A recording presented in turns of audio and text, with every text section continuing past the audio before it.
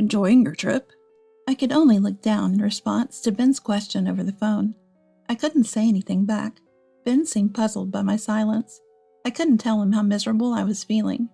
I couldn't say I was being constantly exploited by my husband and mother-in-law. What should I do? How can I escape this lowest of low positions as a human being? How can I get back at my mother-in-law and husband? I decided to confess the truth. I couldn't bear it alone anymore. I was going to tell Ben everything. Whatever happens next, I'll accept it. With resolve, I started to speak to Ben. My name is Ellen, a housewife in my 40s. I live with my husband Jackie, and my parents-in-law, a family of 4. My mother-in-law Shannon regularly harasses me, making me work hard and saying terrible things. Ben used to warn her, but she got sneakier, doing it without him noticing. Ben and Jackie both fooled by this thief. Get out of this house. I'm sick of living with you. I was bombarded with such words daily. My heart was already exhausted, but I managed to keep going because Ben supported me. Ellen, you're doing great. Me, Jackie, and Shannon, we all appreciate it. Sorry for Shannon's harsh behavior. I wish she could see your charm, Ellen. Ben's kind words made me love him, as if he were my real family. Forced to live with my parents-in-law right after marriage, Shannon's orders kept me working. Ben's words were my salvation.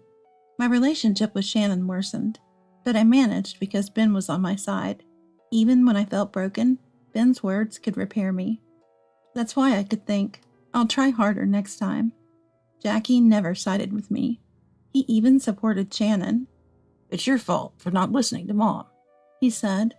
Ben always scolded Jackie for that. Ben, always dignified, was a father-in-law I was proud of. Despite the hardship, I somehow got through each day. One day, Shannon suggested a trip. She wanted to go with Jackie and me to Ben's vacation home. Ben isn't much of a traveler. He prefers staying home. Ben, who inherited his vacation home from relatives, would clean it regularly, but mostly left it unused. Although I'd been there for cleaning several times, the place was impressive, surrounded by tourist attractions. I too thought it was a waste not being used. However, the idea of going with Shannon, Jackie, and me, the worst combination, wasn't appealing. I wanted to stay home, but Shannon insisted. That's not happening. Jackie and I plan to have a barbecue. I will prepare it if you're not here.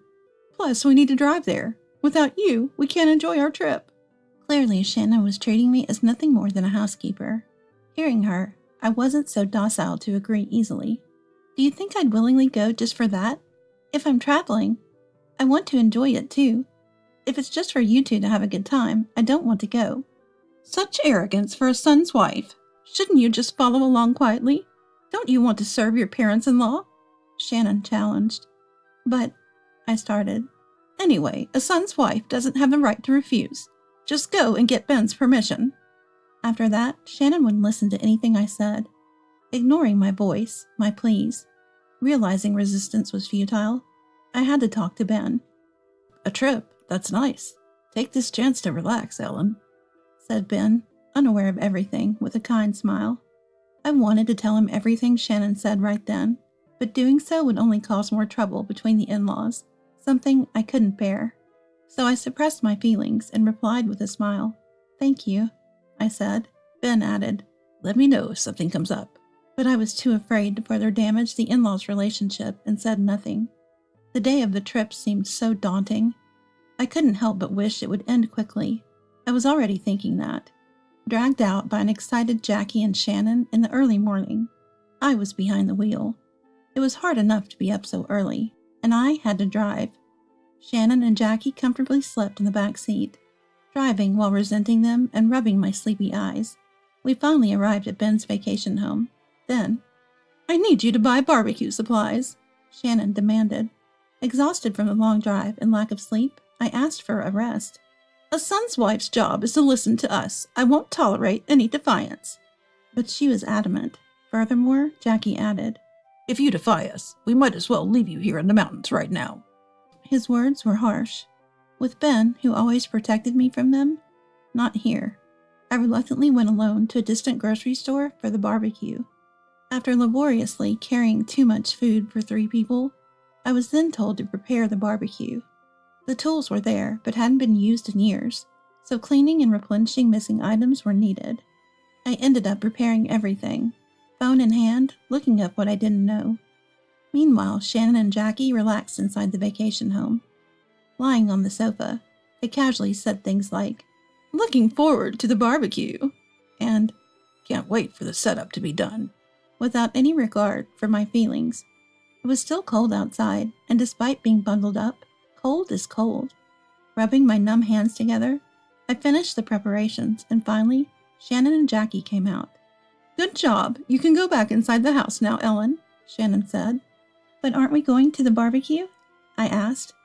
"Yes, but just Jackie and me. Prepare your own meal," she replied, and then left to join Jackie. They started the barbecue without me, leaving me behind after all the prep work, and I had to make my own meal. The unfairness was overwhelming, but I held back my frustration and returned inside. Luckily, I wasn't asked to do anything else that day and could relax in the assigned room.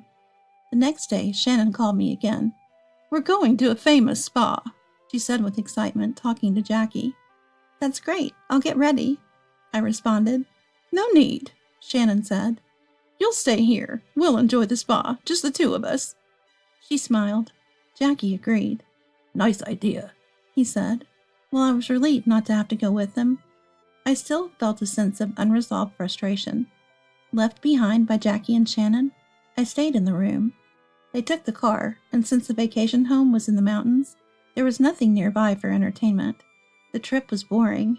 Killing time in the room, my mobile phone rang. It was Ben. Answering the call, he said he was concerned and wanted to check in. "Enjoying your trip?" Ben asked with his voice filled with hope. I didn't know how to respond.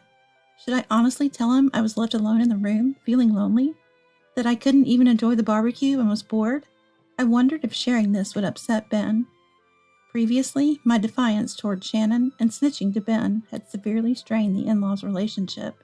I had often witnessed their disputes, and undeniably, it was my fault. Yet I couldn't bring myself to complain any further to Ben, fearing it would worsen their relationship and cause him more pain. Faced with such thoughts, I found myself unable to speak. Ben seemed puzzled by my silence. "Is something wrong?" he asked gently. Each time he asked, my heart wavered, thinking I should just be honest about everything. I was at my limit. I couldn't bear Shannon and Jackie's harassment any longer. I didn't want to be manipulated by them anymore. Resolutely, I decided to tell Ben everything. "I'm here as a housekeeper," I said. Ben murmured, "What?" in surprise. "What do you mean by that, Ellen?" Exactly as I said. I was brought on this trip to work. Right now, they're at the spa, and I'm left here to house sit. Ben gasped. "That's unbelievable," he said. Even over the phone, I could feel his pain. I didn't want to cause such a kind and caring person like Ben any distress, but I had reached my breaking point. I told Ben everything that had happened since arriving at the vacation home. Ben was outraged. "Incredible. You're worked to the bone, and they don't even thank you? Just leave you to house sit?" Then, "I'll contact Shannon right away. Can you wait a little longer, Ellen?" he said. I nodded and hung up. After a while, Jackie called. "What do you think you're doing? Telling Dad? That's sneaky." His voice was angry and panicked, probably scolded by Ben. "I only did what was right. What you and Shannon did to me deserves at least as much." "What grudge do you have against us? Are you happy ruining someone's family?" "You're talking about ruining lives when you're currently ruining mine," I replied. Jackie fell silent, probably at a loss for words. Given the extent of this, continuing our marriage seems impossible. I know it's odd to say here, but let's get a divorce. I can't deal with you anymore. Then Jackie started to panic. "I was wrong. I said too much. Please don't talk about divorce.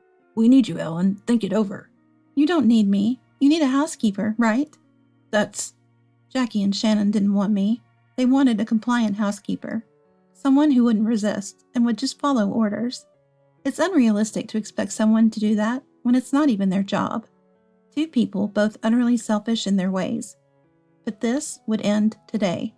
If everything went smoothly, I'd finally be free from them. The thought made my heart leap with excitement. Shannon's voice came through the phone as Jackie fell silent, unable to respond. "Give it to me. Ellen, What do you think you're doing? Are you happy making us the villains by telling Ben unnecessary things?" Shannon was yelling. The old me would have been scared of her. But now, with the divorce and my impending freedom from Shannon near, she didn't scare me at all. "It's because you and Jackie are too selfish. If you had treated me with more respect, this wouldn't have happened," I said. "I always thought you were too cheeky for a son's wife. When I became Ben's wife, my mother-in-law treated me much stricter, and I persevered every day. I'm trying to toughen you up," Shannon exclaimed. "Isn't that mindset outdated? Why must family members be at odds? Can't we cooperate on things we can't do alone? It's clear our views are too different, Shannon. I can't stay in this family if it means enduring such treatment." "You won't survive anywhere with that attitude. Do you think it's okay for a son's wife to talk back to her mother-in-law like that?" "It doesn't matter, since we're getting a divorce." Shannon scolded me. But who does she think she is? She only made me do housework, criticizing my methods, my attitude, always complaining without reason. How is that toughening me up? I didn't understand it at all. No need to engage further. I decided to pack my bags and head to the nearest bus stop. If I could reach the airport, I could go back home. I was tired of being subjected to Shannon and Jackie's whims. "I'm going home then," I said, about to hang up when, "Wait," and "You'll regret this." Shannon's desperate voice came through. Ignoring her like the howl of a defeated dog, I hung up, packed my bags, and prepared to leave. For the first time since coming home, I felt lighthearted and noticed the beauty of nature surrounding Ben's vacation home. I went back home and started preparing for the divorce. Fortunately, Ben introduced me to a lawyer who seemed very dependable upon consultation, so I decided to hire him. However, Shannon and Jackie refused to accept the divorce. Instead, they made absurd claims like, "Come back and we'll forgive you for a payment," as if I would pay to return to that terrible situation. Still, they stubbornly persisted, so I consulted with the lawyer about our next steps. One day, I received a call from Ben. Apparently, the two were insistent on meeting me just once. Ben said, "You don't have to, if it's too much." But I didn't want to trouble him further, so I decided to meet them with a lawyer present. The meeting was set in a private room of a restaurant, arranged and paid for by Ben. Arriving early, I waited in the room. Soon, Shannon and Jackie entered. "What are you thinking? You don't come home? And now you're demanding alimony. Is that how you treat family?"